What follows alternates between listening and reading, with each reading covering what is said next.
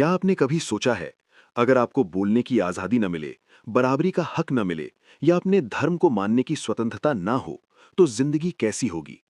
इसी सवाल का जवाब है भारतीय संविधान के मौलिक अधिकार। ये अधिकार हमें एक अच्छा नागरिक ही नहीं, बल्कि एक सम्मानजनक इंसान बनकर जीने का अधिकार देते हैं। आज की इस वीडियो में हम आसान भाषा में समझेंगे भारतीय संविधान के 6 मौलिक अधिकार। मौलिक अधिकार क्या है? भारतीय संविधान के अनुच्छेद 12 से 35 तक नागरिकों को जो विशेष अधिकार दिए गए हैं, उन्हें मौलिक अधिकार कहा जाता है। अगर इन अधिकारों का उल्लंघन होता है, तो नागरिक सीधे हाई कोर्ट या सुप्रीम कोर्ट जा सकता है। सबसे पहला और सबसे जरूरी अधिकार है समानता का अधिकार।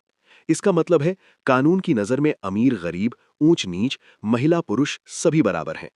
इस अधिकार के अंतर्गत कानून के सामने समानता, जाति धर्म लिंग के आधार पर भेदभाव पर रोक, सरकारी नौकरी में समान अवसर, अस्पृश्यता पूरी तरह अपराध, उपाधियों का अंत। भारत में कोई भी कानून से ऊपर नहीं है। लोकतंत्र की असली जान है स्वतंत्रता।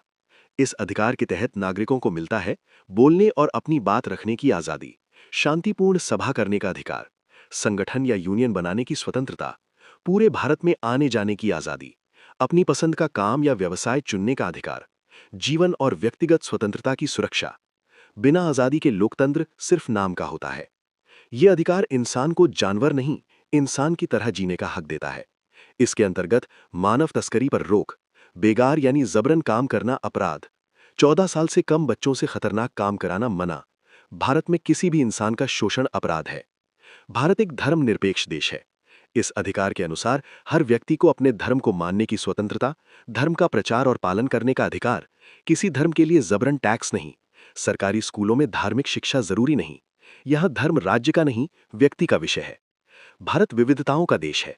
इस अधिकार के तहत हर समुदाय को अपनी भाषा और संस्कृति बचाने का अधिकार, अल्पसंख्यकों को अपने स्कूल कॉलेज खोलने और चलाने की आजादी। यही भारत की विविधता में एकता है। अगर सरकार या कोई संस्था आपके मौलिक अधिकार छीन ले तो क्या करेंगे? संविधान कहता है सीधे अदालत जाओ। हाई कोर्ट या सुप्रीम कोर्ट में याचिका, न्यायालय रिट जारी करता है। डॉक्टर भीमराव अंबेडकर ने इसे कहा था संविधान की आत्मा। पहले संपत्ति का अधिकार भी मौलिक अधिकार था, लेकिन 44वें संविधान संशोधन 1978 के बाद अब ये कानूनी अधिकार है। मौलिक अधिकार हमें सिर्फ अधिकार नहीं देते, बल्कि हमें जागरूक नागरिक बनाते हैं। इनके बिना लोकतंत्र अधूरा है और नागरिक